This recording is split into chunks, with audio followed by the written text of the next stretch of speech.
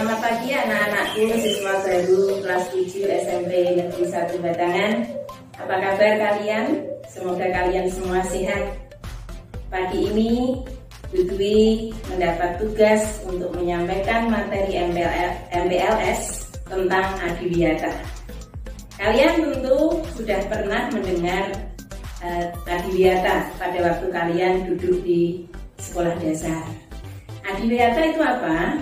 Adiwiyata merupakan program tentang lingkungan hidup. Jadi sekolah adiwiyata adalah sekolah yang peduli terhadap lingkungan hidup, terutama sekolah yang bersih, sekolah yang sehat, dan lingkungannya indah. Untuk itu, kalian tentu mau saya ajak untuk ikut melaksanakan adiwiyata di SMP Negeri 1 Batangan.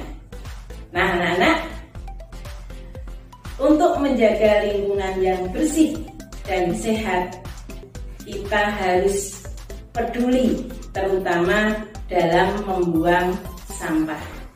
Kita harus membuang sampah pada tempatnya. Kalian tentu pada waktu di SD sudah diajarkan membuang sampah. Ada tempat sampah, 3 tempat sampah. Warnanya yaitu merah, kuning, dan hijau. Kalian tahu ketiga tempat sampah itu fungsinya untuk apa? Yang warna hijau untuk sampah organik, yang warna kuning untuk sampah anorganik, dan yang warna merah untuk sampah-sampah yang berbahaya. Kalian sudah tahu sampah organik itu apa? Sampah organik itu sampah yang bisa mengalami pembusukan secara alami. Sedangkan sampah anorganik ini tidak bisa membusuk secara alami. Dan sampah-sampah yang berbahaya itu sampah-sampah yang mengandung racun atau bahan-bahan kimia. Saya yakin kalian sudah tahu semua. Nah, untuk sampah kertas, mungkin kalian bertanya tentang sampah kertas, itu termasuk sampah anorganik. Namun di SMP Negeri 1 Batangan, sampah kertas dikumpulkan tersendiri dalam sebuah kantong atau sak ya, yang disediakan nanti di setiap kelas. Nanti kalian bisa setor ke bank sampah, nanti dijadwalkan setornya kapan kalau sudah banyak. Nah, untuk sampah plastik, nah, karena SMP 1 Batangan ini adiwiyata nasional, karena tidak menggunakan plastik di sekolah kita, andaikan ada, kalian nanti bisa menyediakan untuk masing-masing anak 1 botol plastik seperti ini ya, boleh botol apa saja. Nah, ini jika kalian nanti di sekolah menggunakan barang-barang yang menggunakan plastik, plastiknya bisa dimasukkan ke sini, nanti dikumpulkan, setelah penuh nanti menjadi ekobrik. Nah, pada kesempatan ini Putri nanti akan mengajarkan bagaimana cara membuat ekobrik. Kalian mau ya? Nanti ekobrik diajarkan. Selanjutnya untuk apa ekobrik? Ekobrik nanti bisa dipakai untuk membuat barang-barang furniture, misalnya meja, kursi, atau mungkin membuat tembok-tembok yang papan nama ya, kita bisa gunakan dengan ekobrik. Karena itu nanti kalian ada tugas di rumah untuk membuat ekobrik. Karena itu ikuti nanti bagaimana cara membuat ekobrik yang baik. Siap ya?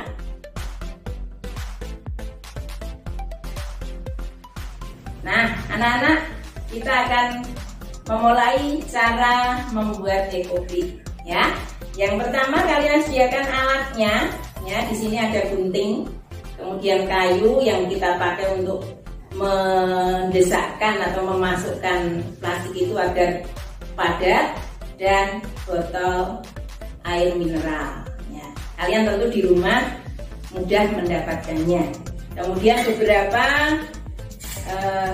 plastik bekas ya, yang mungkin di rumah banyak sering kalian jumpai ibu-ibu kalian di rumah membuang bungkus-bungkus plastik. Nah, ini plastik yang ada di sini, ini sering bungkus-bungkus ibu belanja mungkin ya. Kemudian ini ada bekas sabun, ada bekas jajan kalian ya, mungkin juga bekas bumbu-bumbu masak ya, mungkin bungkus susu, bungkus mie yang kalian sering mengkonsumsi mie di rumah ya. Ini kalau kita biarkan ya berantakan, tidak ada manfaatnya. Karena itu mari kita mulai cara membuatnya. Setelah bahan-bahan ini kita sediakan ya, kalian ambil botol tadi, kemudian kita masukkan plastik ke dalamnya. Mengapa plastik yang lunak dulu? Supaya membentuk ya, di dalamnya bisa membentuk seperti ini kita. Nah, seperti ini bisa membentuk lekuk-lekuknya itu ya, plastik yang lunak. Plastik yang lunak kita masukkan satu persatu ke dalam botol ya. Nah, seperti ini. Nah, nanti kalau begini kan belum bisa masuk, kita dorong dengan tongkat tadi. Nah, sampai membentuk lekuk-lekuknya.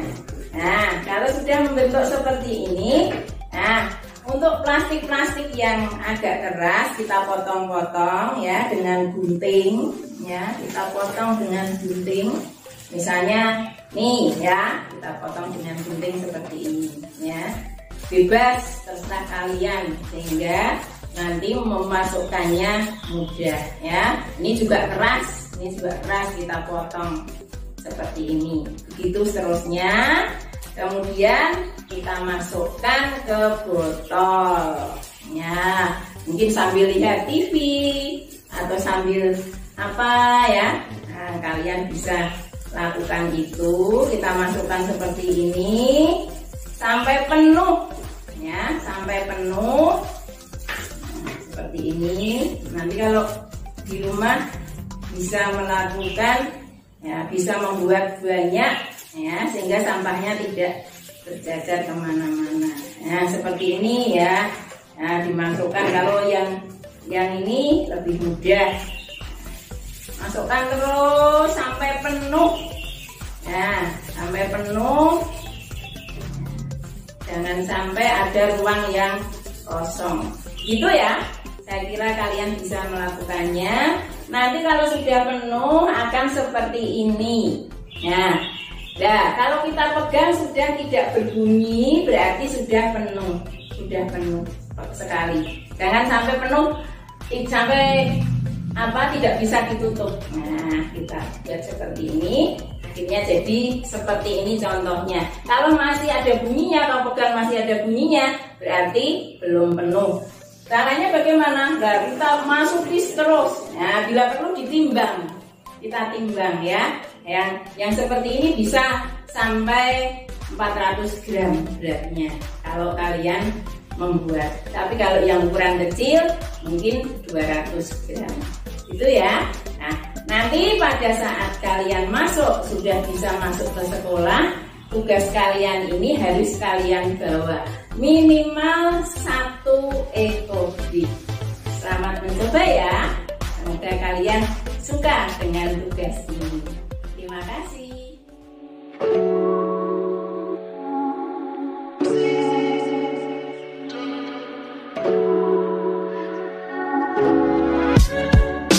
Assalamualaikum warahmatullahi wabarakatuh. Untuk materi berikutnya dari materi Adiwiyata, sekarang saya akan menyampaikan materi tentang hidroponik. Kalian perhatikan gambar, ini mesti kalian pernah lihat gambar seperti ini di buku pelajaran mungkin. Ya. Sekarang pengertian hidroponik. Hidroponik berasal dari kata Yunani yaitu hidro, artinya air, dan ponos yang artinya mengerjakan. Sehingga pengertian hidroponik adalah suatu teknik atau metode bercocok tanam tanpa menggunakan tanah. Tahapan dalam hidroponik. Untuk menanam secara hidroponik, tingkat keberhasilannya ini tergantung dari beberapa hal. Yang pertama tentang kebersihan wadah, media tanam, dan tanaman yang digunakan. Nah, sehingga dalam hidroponik ini semua wadah harus dalam keadaan bersih, sehingga perlu dicuci terlebih dahulu atau dipanaskan supaya bebas dari hama dan penyakit.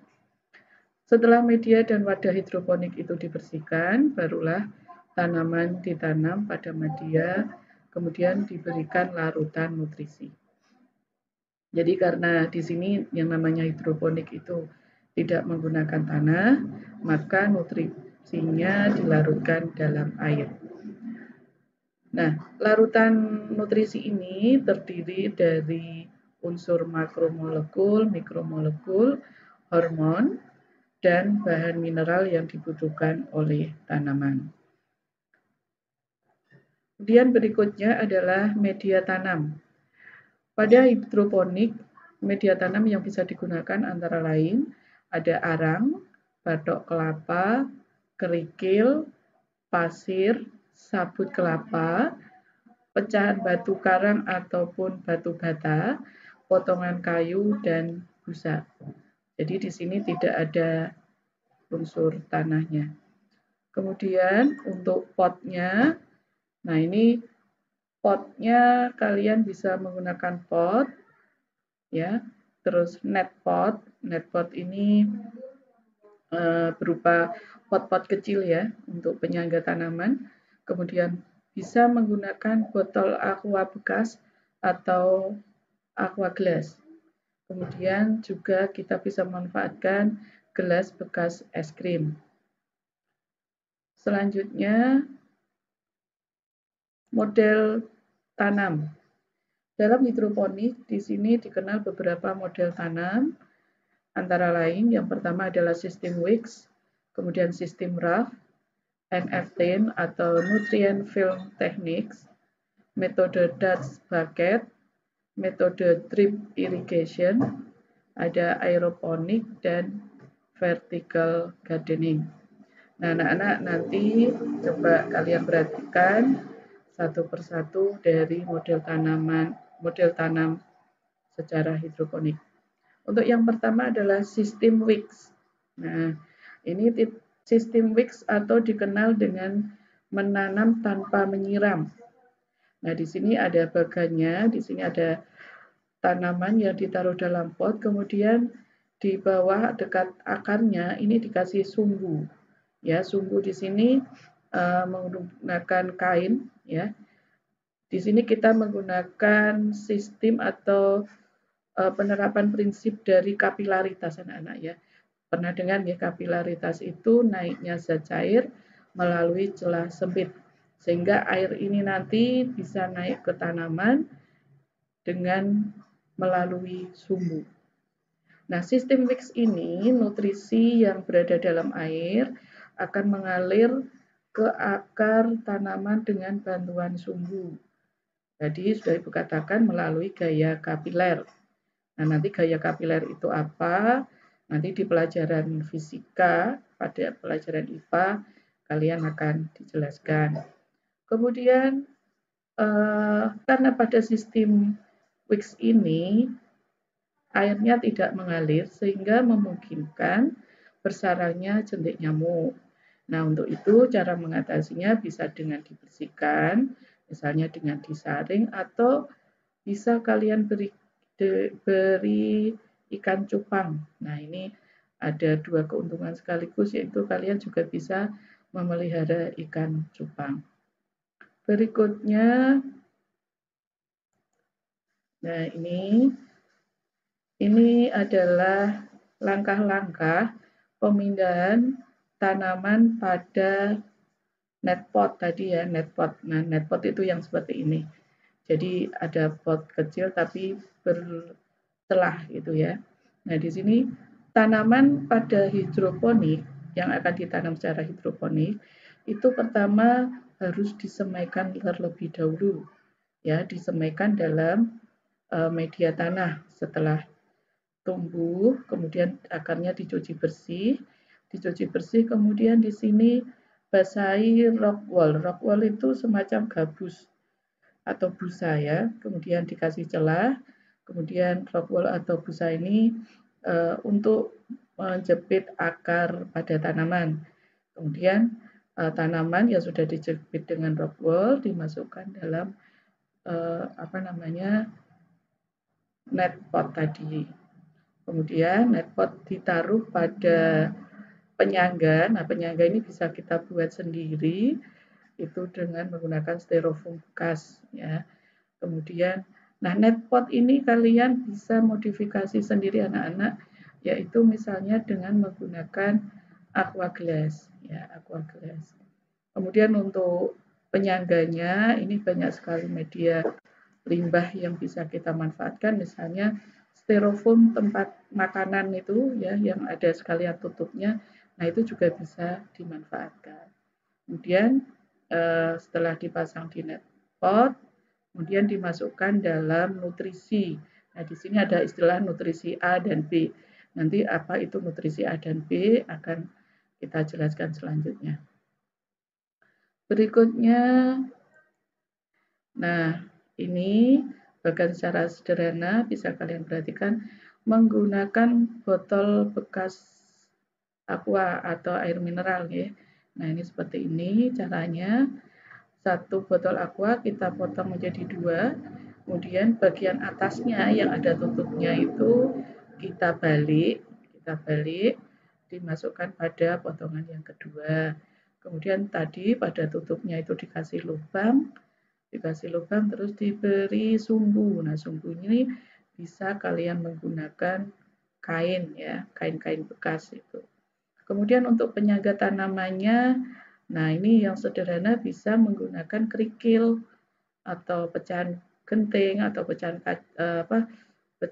batu bata. Nah, atau bisa juga menggunakan arang sekam. Nah, di sini arang sekam atau kokopit. Kokopit itu sabut kelapa, ya. Terus berikutnya, nah, ini contoh yang sudah jadi seperti ini. Terus berikutnya, nah, ini tadi menanam dengan, ini metode yang berikutnya yaitu dengan sistem raft system, yaitu dengan ini raft system mengapung, ya, sistem rakit terapung. Sistem rakit terapung ini metode yang kedua, yaitu tanaman diapungkan ke dalam nutrisi, ya. Di dalam nutrisi di bawahnya ada. Nah, di sini kalau di sini tidak ada sumbunya, bedanya dengan wicks tadi. Jadi diapungkan sehingga pot penyangganya ini harus menyentuh air. Terus yang ketiga, nah, ini sistem yang lebih modern lagi, yaitu NFT, Nutrient Film Techniques. Nah, di sini tanaman diletakkan ke dalam talang atau pipa PVC. Ini pipa-pipa pralon yang besar yang sudah dikasih lubang untuk menaruh gelas, ya. Ini biasanya pakai gelas-gelas aqua itu. Kemudian untuk nutrisinya, nah, berikutnya NFT.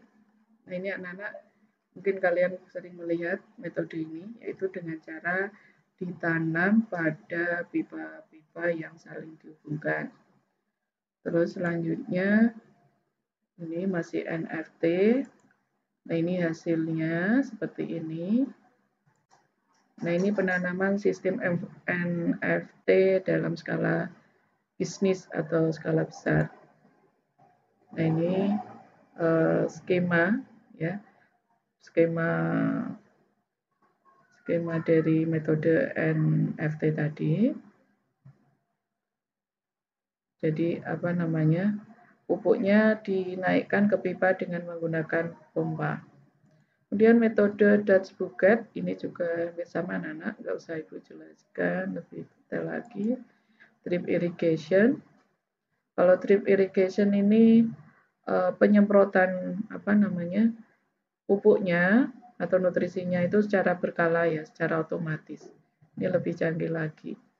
Kemudian aeroponik atau bertanam di udara. Nah ini sama disemprotkan ya di akarnya, tapi di akar penyemprotannya. Jadi nutrisi disemprotkan pada akarnya. Kemudian ini vertical garden. Nah ini metode media untuk menanam vertical garden bisa kalian lihat. Nanti kalian jika ingin mencoba bisa dikreasikan dengan cara yang lebih sederhana. Berikutnya jenis tanaman yang bisa ditanam secara hidroponik. Nah, di sini ada sayuran, ada buah, ada tanaman hias. Jenisnya macam-macam. Ya, ada selada untuk sayuran, ada bawang merah atau bawang putih juga bisa anak-anak. Tanaman hias juga. Kemudian, nah ini tujuan penanaman secara hidroponik pada untuk produksi sayuran atau buah, yaitu penggunaan lahan lebih efisien dan hasil produksinya itu lebih memiliki kualitas yang lebih tinggi daripada hasil pertanian secara tradisional, sehingga di pasaran pun harga dari tanaman hidroponik ini lebih besar ya, lebih tinggi lebih mahal gitu ya daripada yang tradisional. Tanaman hias juga sama. Nah, dan yang terakhir adalah tugas untuk kalian, yaitu praktek menanam tanaman secara hidroponik.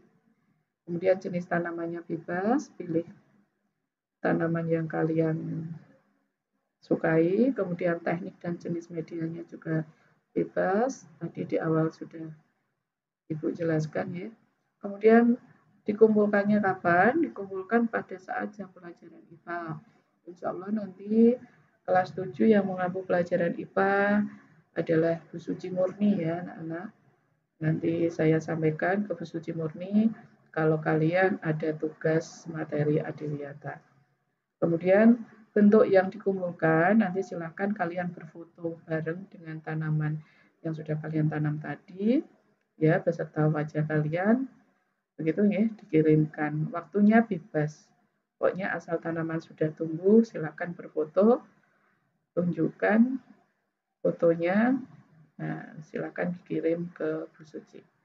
Begitu ya. Begitu saya kira cukup untuk penjelasan dari saya tentang hidroponik. Selamat mengerjakan tugasnya, jangan lupa dikumpulkan. Akhir kata, wassalamualaikum warahmatullahi wabarakatuh.